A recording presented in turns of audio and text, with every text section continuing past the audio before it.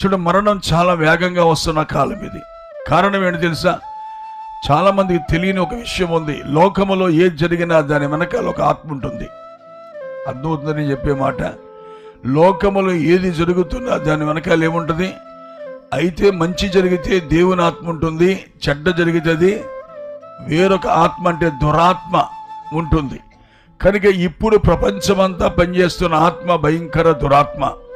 ఈ దురాత్మ చేసే పనులు ఏంటంటే ఎక్కువ మరణాలు. చాలామందికి బైబిల్ తెలియదు కనుక వాళ్ళకి అర్థమయ్యే విషయాలు. అలాగే చచ్చిపోతారు కూడా కాదండి. ఒకప్పటికైనా జనాలు ఇక్కడ ఇప్పుడు ఎక్కువ చచ్చిపోతున్నారు. ఎందుకు అంటే ఇది మరణ సందర్భమైన కాలం, లేక మరణమే ఏలుబడి చేసే కాలం. అనేక కారణాల ద్వారా మనుషులు చచ్చిపోతూ ఉన్నారు. ఇట్టంటే ఇట్టే మనుషులు వెళ్ళిపోతూ ఉన్నారు. కాబట్టి ప్రియులారా, చనిపోవడము పుట్టడం పెద్ద సమస్య కాదు. పుట్టడము చనిపోవడం అనేది ఇట్స్ నథింగ్.